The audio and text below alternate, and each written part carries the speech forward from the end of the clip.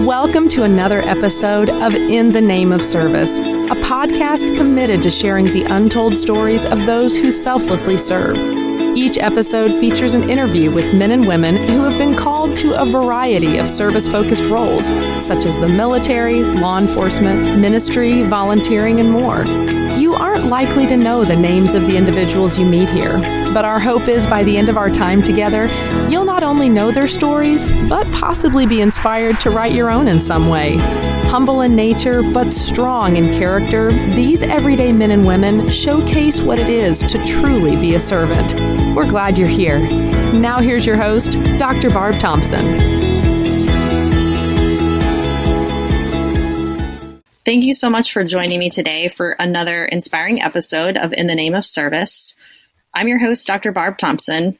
As a United States Army veteran and operational psychologist, I've spent the past 12 years working directly with military and law enforcement units, conducting in-depth interviews with hundreds of individuals who are hoping to earn their place on high-risk, high-performing teams. In most cases, they've already put in years of grueling physical and mental work just to get the chance to serve and sacrifice more. That type of selflessness is special, and I feel worthy of recognition. While each person's story is unique and every path to service different, their goals are similar: to do something more, to be part of something bigger, and to make a difference. These difference makers were the catalysts behind this podcast, and it's my privilege to share their stories with you. So today, I have the privilege of speaking with Christine Conley. Christine, thank you so much for joining me today. Welcome to the podcast. Thank you so much for having me. If you will, you've got a very cool history, more than 12 years serving in the Navy and all kinds of neat organizations you've been a part of since your time as a quote unquote civilian. Take us through, your history and background and just tell us more about yourself. Well, again, thank you for having me, and thank you for what you're doing, because I think it's so, I used to discount the power of story. And it really has become more clear as time goes on, just the power of story and giving people that ability to connect with their own stories. So thank you for what you're doing. So I grew up in the Cleveland, Ohio area. I was the oldest of 4 girls. On the outside, my family life looked normal for the beginning years. As time went on, my mother suffered from a number of different mental illnesses, and that became more obvious as time went on. I went to about 5 different elementary schools.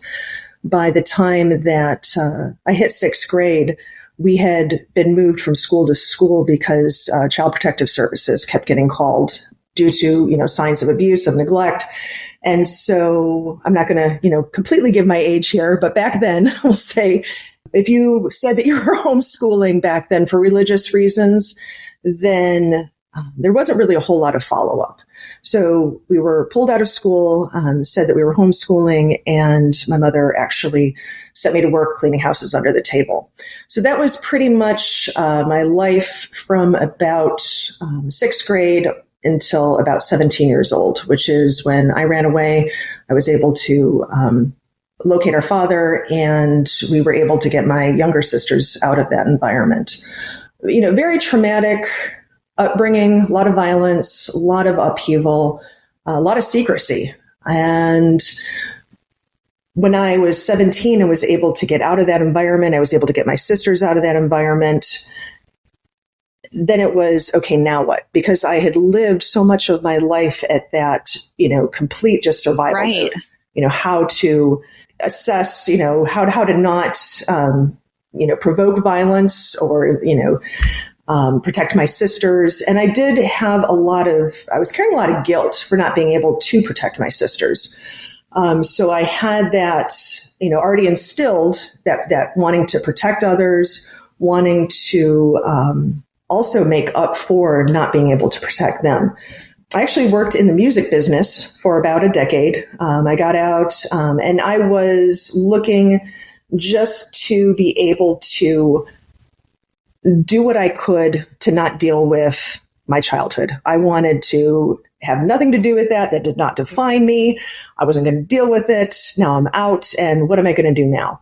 So I started off just as a stagehand, ended up doing, concert lighting, and then lived more or less, on and off the road, doing concert lighting, did some tour management for about a decade. And that was the perfect environment for me to not have to deal with my past. It was like literally, live hard, live fast, live loud. Always something new, always a different city. Yeah, just on the go. Completely. And it was like that perfect environment for me to just, not going to deal with any of that stuff. It was great. And then 9/11 happened. And I realized that that kind of lifestyle was probably not sustainable in the for the long term. And it really impacted me because I started to ask those questions. What is the purpose of my life? What am I doing? So I'd always been interested in the medical field. I went to the recruiter's office. I had some contact with a few military folks and veterans, and honestly didn't know a whole lot about the military. I knew that I wanted to be a corpsman or work in the medical field in some, form or fashion. I didn't have a, college degree. When I ran away at 17, there wasn't that option to go back to high school because I had missed so much school. So I'd gotten my GED. Yeah. I went to the Navy recruiter, said, hey, I want to be a corpsman. They're like, yeah, no, we need males to go FMF, to go with the Marines. You're not doing that. But we have this great job that just opened up to, you can come in on entry and you're going to be working with dogs and, all the excitement. And I'm like, oh, perfect. And it ended up being Master at Arms. And, what do they say? Don't trust a recruiter, because the next thing you know, I'm standing on a gate checking IDs, and it was not what they told me. Where are all the dogs? What is happening? Like, I don't even know. But so that was how I ended up joining. Wow. And did you have anyone guiding you in that process, or was it all self-guided, self-directed? Oh, it was completely just, showing up and sure, that sounds good. That, no, there wasn't a whole lot of direction. And, I remember talking to the recruiter because, okay, you're going to be Master at Arms, or, you're going to do this. And they had offered me a few other things. And I told them with that wait time, I said, look, if you make me wait, I'm going to change my mind. So you either need to, get me into something, or that's it. See you later. Wow. Okay. Well, something about it worked, I think, because you served more than 12 years. Is that right? Yes. So, going in pretty much blind. Right. I was 27 when I joined. So my experience was not that of a number of my peers that I was coming in with. I loved the structure. Mm-hmm. I loved that things were clearly spelled out. I knew that if I just showed up and I, did what I needed to do, that, there was advancement, there was, structure to a certain extent. And that's something that I had never really had in my life. If I served in Washington State, that was my first duty station. And then went to Bahrain. And that's where I started working in investigations in Washington State. And what was really interesting was, and this is something that I'll touch on later, because, where I work now really focuses on that science of post-traumatic growth. Yeah. And I didn't know it at the time, but my proclivity towards investigations, I was really good at showing up to scenes and being able to see what was beneath the surface. Right. Well, it's no wonder. And I had no idea, show up at a, child neglect, child abuse, domestic violence, whatever it might be. And it was, long after the fact, but I realized that my ability to, follow cases and have that case solve rate was because I had spent my whole life watching and being able to study people, because if I was able to gauge, what was going to set my mother off, then I could, look for those little signs that would, circumnavigate that. So I had spent my whole life training for this. And I'm not saying, in any way saying that was a good or healthy way to grow up, but it was because of that gave me that ability to, see what was below, beneath the surface and thereby helping others in a way.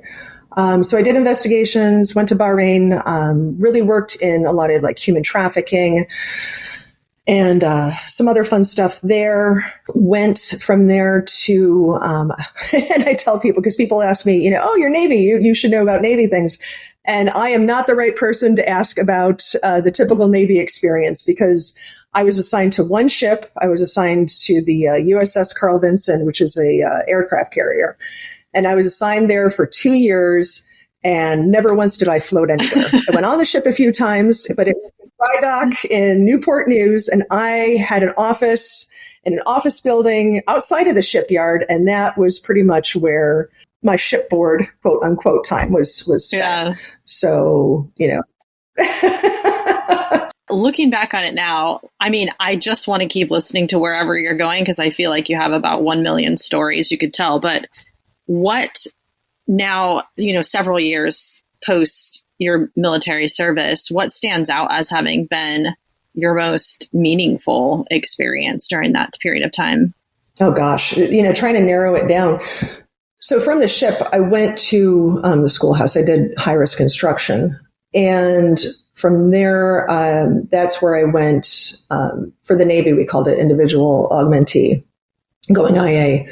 And I went to Iraq and Afghanistan under that. I would say probably one of the most defining moments was probably in Afghanistan. And I don't want to say there was any particular one defining moment, but it was like that space and time. I was, I started off, I was attached to one of the SEAL teams. And then from there was pushed out to, it used to be called Firebase Cobra. It's in the National Geographic short, the Green Berets. And that's when I was attached to a ODA team. You really have to, it showed me how you really have to earn your place on those high performing teams. And it's not given. Nothing is given. And how did you do that as an outsider? Well, in Iraq, that was also under the SOTF, under the SEAL teams. And it was show up. You just show up, you work your butt off, and you observe. You don't just drop in and assume that you're going to be, accepted. You observe. And I think that goes for, you go travel, you go anywhere, you observe the culture, you see, what the environment is, and then you find out where you can provide value. Right. And, if where you'd be a good fit. And it was, again, in Afghanistan, I think that it became so clear that, when the stuff hits the fan, that it really is about the person on your left and your right. And I saw that, and the power of a small team and about communication and all those things that I was able to take and, use those lessons later on in life. And that, it was such I never, to that level of closeness, of cohesion, of teamwork, and being able to observe that. And then coming back. So 2011, I came back and from that deployment, and it ended up being my last deployment because I had sustained a number of injuries. And it was, now all of a sudden I'm getting surgeries. And that was when, for the first time in my life, I really just had to stop because I physically had to stop. Getting surgeries, I'm in a wheelchair, I'm doing all these things. And that was when, on the outside, I'm fine, everything is fine. But I was, looking for somebody else that had an experience like me, because I came back and I wasn't part of that team anymore. I was an individual augmentee. I was sent back, to the schoolhouse. Now I'm getting these surgeries. Nobody, has shared these experiences with me. All the folks that I had been with were in Washington State or down in North Carolina, and I'm in Virginia. And, I really also, learned to embrace, my gosh, what about the reservists or the National Guardsmen or all those folks that, are just activated for a short period of time and then have to go back and assimilate into. Right, it's really isolated from the folks that had no idea. Mm-hmm. Yeah, completely. Which also, even talking about transition. And so that is when I think I hit my rock bottom, was not knowing what was going on with me, trying to pretend that everything was fine during the day. And then at night I'd be Googling, looking for somebody else that had any kind of story or experience like me. And I didn't find it. Yeah. And that was, again, like just talking about the power of story. If I could have found, I think, just somebody that had some of those same experiences, I wouldn't have felt so alone. Right. And I think, that's just, that freight train that all of a sudden had to stop. And now I'm having to deal with all of my stuff to start from back in childhood, and all these, things that I compartmentalized so well, I thought was, all right, we're here, you've stopped, and you're going to deal with us now. And that petrified me. And so as I'm Googling and, just trying to figure out, who, what do you do in these circumstances? I don't know what's going on. I started drinking. Yeah. First it was, a glass of wine to, just, relax me so I could finally get some sleep, to, hey, this isn't working anymore. I'm just, I can't sleep, because I would lay down and then all the things were like, hey, we didn't go anywhere. As a matter of fact, we've gotten bigger and now you're going to deal with us. And I was like, oh no, I'm not.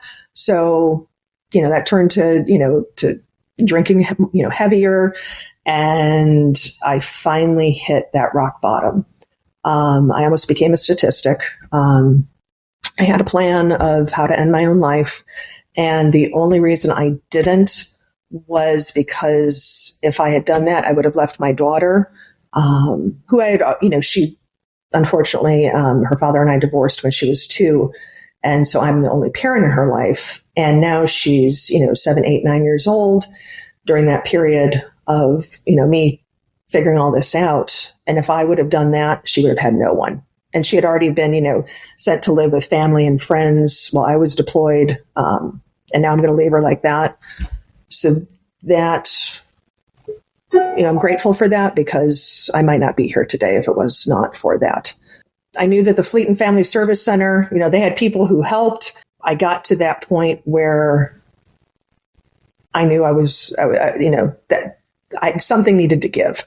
And so I literally just walked into that Fleet and Family Service Center. I went to the lady at the front desk. She's like, may I help you? I'm like, I need help. And I just completely broke down. Right. I had nothing left to, it was, I'd reached the end of my rope. And, they got me in back. Oh my gosh, we're having a crisis. Got me into the clinic, immediately, got me to see the psychiatrist. And I'm very grateful for that at that time, because as low as I was, I'm very grateful that, I was on medication, seeing the psychiatrist, seeing the therapist, and it definitely got me to where I was able to cope again. Yeah. What do you think kept you from reaching out earlier? I think shame, embarrassment. I had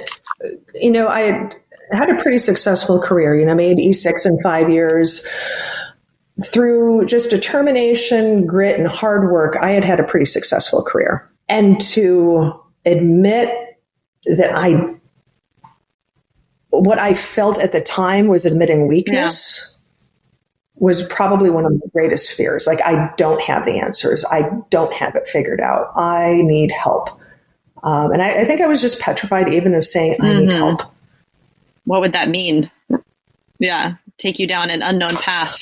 Yeah, because, and maybe it's also possible that because for so long I did not have control. And so to me, having control of things meant that, if I've planned, A, B, C, D, point 1, 2, 3, all the plans, then sure, I might have to, rebalance, but I'm going to be okay. Nothing is going to catch me completely off guard. And I think that I equated asking for help with letting go of all control. And that petrified me, because once I had regained what I thought was control, I didn't want to let it go. So how did you end up turning it around? I mean, you mentioned that those services definitely helped to keep you afloat at that time. Yes. So, and I think you said it beautifully just now. I was afloat. I wasn't drowning anymore, but still not a lot of direction. I found out, I was doing okay, but I was still getting all these surgeries. I was averaging about 1 or 2 surgeries a year. And I did not realize at the time, but I had sustained a number of traumatic brain injuries, TBIs. And, while the immediate concern, okay, so, I'm on the medications, I'm not a danger to myself anymore, not the mood swings and things like that. But what would be my new challenge is, I'd be driving to work, same, route that I'd taken forever. And all of a sudden I end up in North Carolina, and I'm like, how the heck did I get here? There's, a particular, intersection where, there's a couple of clover leaves in Virginia Beach getting onto the freeway. And, I've taken this for years. And then all of a sudden, if I'm not locked on using GPS, I'm circling a couple times, and I'm like, what the heck? And that scared the heck out of me. So I started trying to, to get that, figured out. Was finally able to get that answer. But it wasn't until it had already been determined, look, you're not getting any younger. You're still getting these surgeries. Unfortunately, it's going to be medical retirement. Yeah. So I was going through that process at the same time, and was actually able to get that figured out, where I had sustained a couple TBIs. I was lucky enough to be able to go to Walter Reed, to NICO, which is a fantastic program if you are still active duty, Intrepid Center of Excellence, and go through that program, which was fantastic. Very grateful for that, because it answered a lot of questions. And sometimes even just knowing the why is huge. So that was very helpful. And then it was, okay, now medical retirement. Now what? Right. Yeah. Here you had this really successful career, like something you felt like you were in total control of, something you were naturally good at, promoted. Like all of that feels really, really good. And you found some teams that you gelled with more than other groups in your life. That's a lot to leave behind. Yes. And, especially after having felt some of that before with, coming back from that last deployment and being separated from the team, now it was complete, separation. What do I do now? For so long, the military had given me that structure, had given me that purpose, had given me those roots, if you will. And now what do I do? So right before I had gotten out, I had started looking at different nonprofits, different, ways of continuing to try to cope. And I started volunteering with those. So after I got out, went ahead, finished my degree, and was volunteering with all these different nonprofit organizations. Then I ended up working for a couple of them, and that provided me with a number, just that feeling of belonging again, feeling of purpose. Yeah. And I still struggled with taking care of myself. So because I had never really been taught on how to take care of myself and instead take care of others, I was, I wouldn't say I was ineffective, but as far as being sustainable and not feeling burnt out, I would throw everything into helping everybody else, because I didn't want somebody else to slip through the cracks like I felt like I had on a few occasions. So that became my new purpose, but I still hadn't figured out how to take care of myself. Well, when did that come along, or is it still in progress? And how do you do that? How do you take care of yourself? Is that the question? Yeah. I mean, I think I've talked to several people who have had to learn that same concept, and it looks a little bit different for everyone. So you're in a position now where you're still like the whole purpose of the Boulder Crest Foundation is, again, you're in a helping role. And so it's not like that part of your life is going away. So how have you balanced that to be, I guess, to use your word, more effective? So I was very lucky to have a friend that had given me a book called Struggle Well. We had gone through NICO together and, just gave me the book and said, oh my gosh, you need to read this. You need to read this. You need to read this. I'm like, sure. Yeah, I'll get to it. That and 50 other books that I want to read, thanks. But yeah, sure. I'll get to it. And kept asking me, hey, have you read the book? Have you read the book? I'm like, no, I haven't read the book. I'll get to it. COVID happened. I actually got the book on Audible and listened to it. And that idea of post-traumatic growth, I kept on, rewinding it. Oh my gosh. This is all the work that I had been trying to do for so long, trying to figure out. And it kind of all came together in that funnel and was like, oh, this is it. Okay, I got this. So I ended up going through the Warrior Path program. PATH stands for Progressive and Alternative Training for Helping Heroes. And that was in 2020. And that is when I think I really started working on where I'm at today. Because, and just all the work that I've been trying to do, on myself, it was one of the most unselfish things that we can do is to take care of ourselves.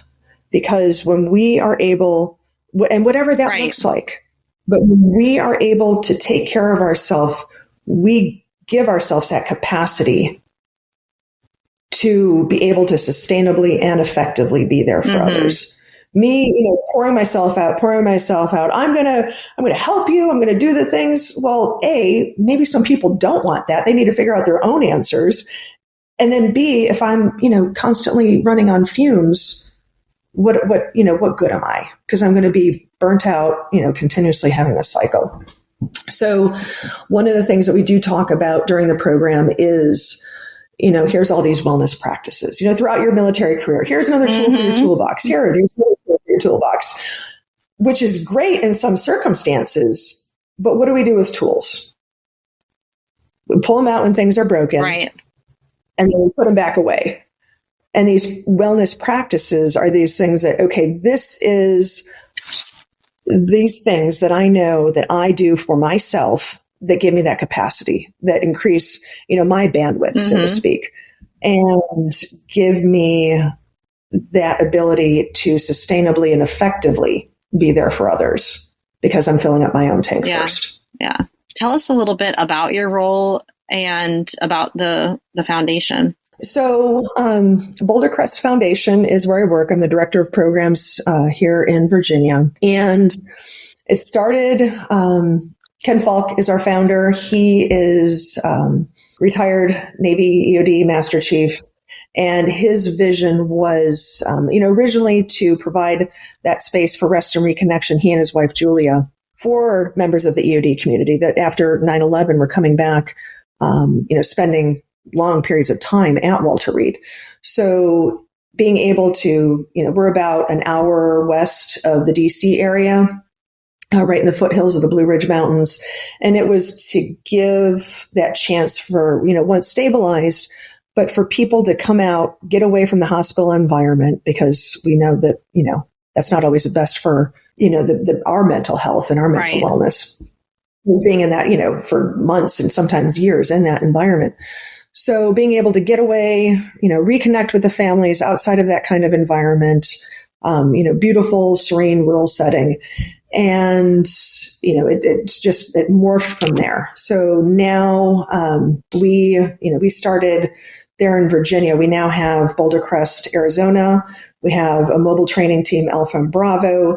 And then we have other partner organizations that already had their own nonprofit mission, but that have started to also offer the Warrior Path program, which is a 1-week program in person. We call it the initiation phase, but then it's a 90-day commitment. So it's not that catch and release. It is that, all right, you're here for a week because sometimes we need to get away from the noise of everyday life. When's the last time that you've been spent one day for yourself? just focusing on your wellness. So that gives them that opportunity to, have that space, focus on their wellness for 1 week, be part of a cohort, because that's something that we also say that we miss is that camaraderie, that team. And so the cohort that you go with, you're going through this 90-day journey, staying plugged in, holding each other accountable, supporting each other. But then you're also part of this larger network. We have people not only across the nation, but there's folks that are, in Australia, in, the UK that have gone through this program and are supporting each other, holding each other up and being there for each other. So it's a very organic community, and it's just fantastic. So we have the Warrior Path program. We also offer we still offer that rest and reconnection for families of combat veterans. We have a military teen retreat. We have songwriting with soldiers. We also offer Struggle Well program, which is more for it's a number of the things that we also talk about in Warrior Path, but it's more in like a conference type setting almost. And that is a great part for the first responder community. And it's a very exciting time because we are also, we're part of the Avalon Action Alliance. And in that network, we also have a number of TBI facilities, Marcus Institute for Brain Health, the SHARE initiative down at Shepherd Center. I think we have 7 TBI centers right now that we're part of in the network, and also substance use. So like Warrior's Heart down in Texas, Forge in the New England area. And it's all based on that holistic approach of taking care of the entire warrior. And then that idea of post-traumatic growth. We get fixated on that PTSD diagnosis, which is so limiting. PTG says, yes, trauma happened. 100%. And trauma doesn't care so much about specifics because trauma will rewire you. But we also know that, just looking at like neuroplasticity, those neurons that fire together, wire together. Well, if that's true, then that also means that, with that intentional approach, that we can also train to thrive. We don't have to just cope. We don't have to just survive. We can actually thrive. And that is a lot of what we, talk about when we're talking about those practices. These aren't the tools. These are practices, that thing that I'm going to do on a regular basis to take care of myself so that I can thrive. And that idea of post-traumatic growth is not just, I can survive, but post-traumatic growth says I cannot just survive, but I can thrive, and not in spite of what I've gone through, but actually because of it. Yes. It is very exciting to hear about, I think, just that perspective. And it's all true, right? It's all based on science now that we know, right? That's also a lot to carry, though, just knowing that there may be more applicants than positions available in the treatment programs. And how do you, and having your own history as well, how do you stay motivated to continue to serve in this way? So what I do differently now from when, before, where it was just pour out for everybody, take care of all the people, other people need all the things more than I do, is I think one of the key words is, being present and intentionality. Slow the heck down and paying attention to those things instead of compartmentalizing, being curious about what's going on, if I'm feeling, tired, or if I'm feeling, a little frayed around the edges, why is that? Instead of that means just go harder, do more things, make ignore the things. It's very much that, and also embracing the idea that I cannot take on someone else's burdens. It's not mine to carry. It's actually almost rude of me to assume that I can do that for you. Yeah. Because I don't know where you came from. I don't know your path. I don't know your journey. I don't know what got you up to this point. What I can do is I can listen, I can be present, and I can walk along beside you while you do your own work. And I can hold space for you. It's really that idea, you hear about, if you go and you see the cocoon and they're trying to get out. And if you actually try to help, that emerging butterfly or that, baby chick trying to get out of the egg, if you go and try to help it out of its struggle, you're actually weakening its system because it's not allowing that thing to take their strength from the struggle. Mm-hmm. And so to just, take that concept and walk along beside these people. I say often, they're like, oh, thank you so much. You did this. And I said, well, you did the work. We just simply have space for you. And that's when honoring that, everybody has that capability to do their own work, to find their own answers. How can we best hold space for each other and support each other? Not so much taking on other people's things that we're not mine to take in the first place. And just very intentionally doing what I need to do to take care of myself. And, everybody's different. What fills my, tank, so to speak, isn't, going to, it's, for me, it's, meditation. It's a daily gratitude practice. It's getting out in nature. It's, those things that I know that I need to do for me. Right. Yeah. Okay, I have two more questions. One is just if people are interested in learning more about the Boulder Crest Foundation and everything that you guys are doing to serve those kind of military, first responder, law enforcement populations, how can they find that information? So we have the website, bouldercrest.org. We're active on Facebook. There is Boulder Crest Foundation. There's Boulder Crest, Virginia. There is, send us an email, call us, come out for, combat veterans can stay, free of charge for 2 to 7 days at our locations in Virginia and Arizona. Wow. Yeah. And it's that chance to get to, connect with your family. You can do as much or as little as you want. Come out and check us out. And what I would say, as a member of the Help Everybody Else, everybody needs this more than me club, but reforming, is I would strongly encourage people to check out the program themselves. Yes. To be able to, have that moment to take care of yourself so that you can sustainably and effectively be there for others, for this community, because this community does need your story. They do need to have you take care of yourself. Yeah. So good advice. And the last question I have for you is also going to require some advice from you for other people. But let's say that someone listening to, your story has connected with it. They know that they want to serve in some way unique to themselves, but they're just unsure about how or where to get started. What would your advice be for them? Reach out. So often we've lost so many people in this community. And, coming from someone who also considered that option, we are not meant to live in that isolation. And reaching out, and then just like I said, that idea of people sharing their stories. Is it uncomfortable sometimes? Absolutely. Sometimes the strongest person in the room is the one who's willing to be honest, because you then give everyone else in the room permission to say me too and to share their stories. And so reaching out to others, because how many times do we hear other people say, oh, we had no idea they were struggling. And it's, after the fact, it's too late. We had no idea. I thought they were doing well, or we knew that something was wrong, but we didn't know how to help them. Ask those hard questions. Have these hard conversations, because sometimes, it's uncomfortable, but it shows that you care. And so reach, not only, if you are the one struggling, reach out to somebody, please, because we need you. Our community needs you. We need you.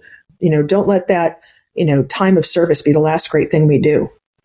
Use, that life experience, use that struggle so that we can help each other and be there for each other. But then also, if you notice someone struggling, reach out and have those hard conversations. How many times when, we're out of our comfort zone, or you might think, well, what can I do? Well, if you even just get that person to talk, they feel heard, they feel seen. And then from there, maybe you don't have all the answers, but then reach out. Sometimes it's not even that somebody needs answers. They just need somebody to sit with them and listen and know that they're not alone. So, and I don't think it takes any qualifications to listen. Brene,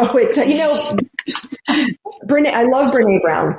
And I'm going to, this isn't a direct quote, obviously, I'm definitely paraphrasing, but she asks, hey, have you ever experienced heartache? Have you ever experienced loss? Have you ever experienced, disappointment? Yes, it's part of the human experience. If the answer is yes, then you are uniquely qualified to sit with another human being and just be present and listen to them and support them. I love that. Yes. You already have all the qualifications you need. Exactly. Awesome. Well, thank you so much for your time today, Christine. And is there anything else you want to leave us with before we conclude this conversation? Thank you so much for what you are doing. Thank you for, the platform that you are, giving. Thank you for your service. And then thank you for giving that, continuing to serve by providing that platform for people to tell those stories, for us to, be able to connect with each other. And, thank you so much for the, your time and what you're doing.